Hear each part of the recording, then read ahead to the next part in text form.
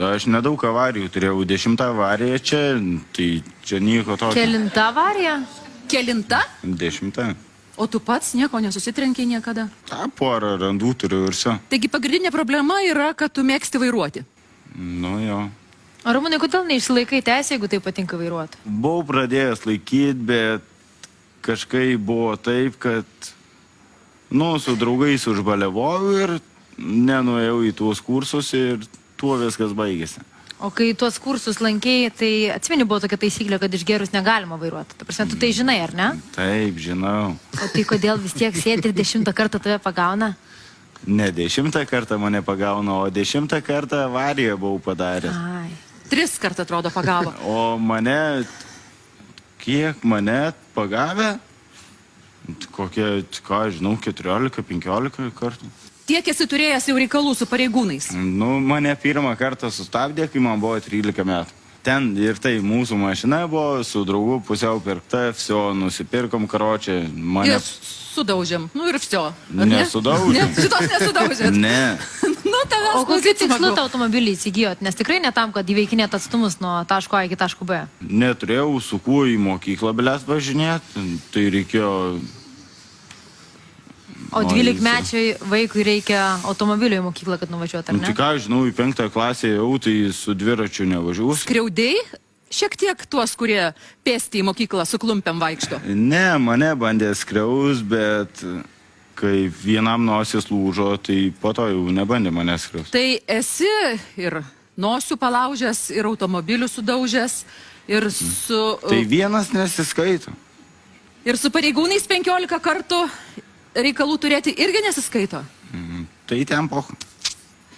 Tai iš to, kad tu kalbi, aš suprantu, kad tavo požiūris, kad tu taip ir toliau žadi gyventi. Ne.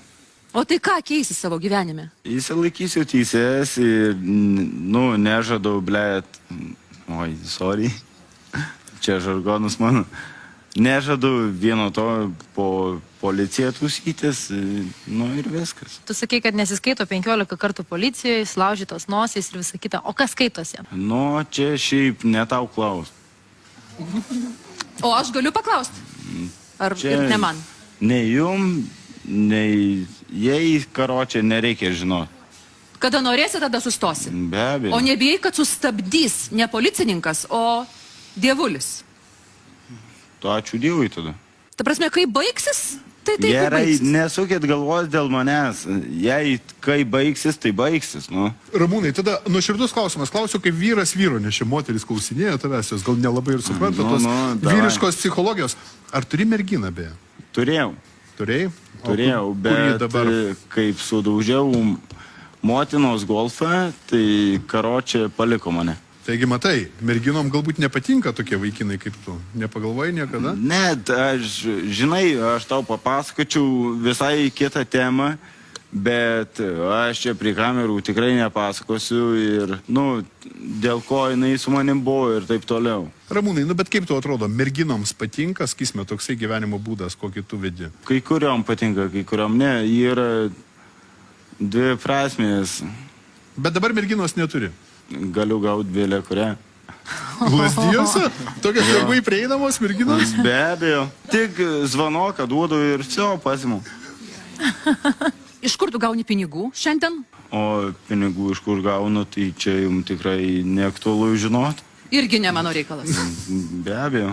Ramūnai, vienas toksai pastebėjimas. Po šitos televizijos laidos tu neabejotinai išgarsėsi. Lazdijose bent jau, ar ne? Lazdijose manau, kad jis jau labai garsus. Jau garsus ir staiga, aišku, žmonės, žinai, yra toks paradoksas Lietuvoje, pasirodai per televizorių ir tu jau žvaigždė.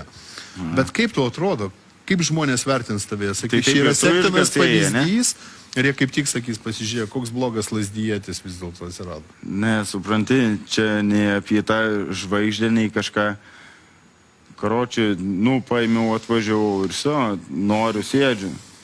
Ramūnai, tau nebaisu, kad gali atsisėsti į kalėjimą dėl tokių dalykų? Dėl tokio savo gyvenimo būdo? Į kalėjimą tikrai neatsisėsiu, o dėl parų, tai atsisėsiu. Bet vairuodamas automobilį tu gali, padarydamas avariją, sužeisti praeivį tiesiog. Taip, bet... Ir viskas, ir sėsi į kalėjimą sėkmingai. Bet aš to nepadariau. Tai dar ne. Tai klausimas, kada tai padarysi. Tu dar teisių neturi, už tiek jau turėjai avarijų. Tai kas?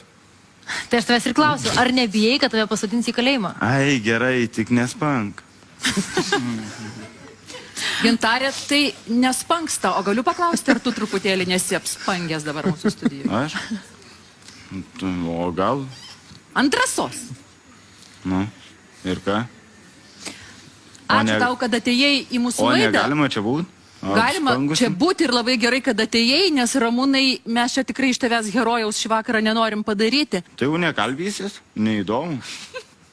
Dar kalbinsim, dar... Tai tvarka, davai.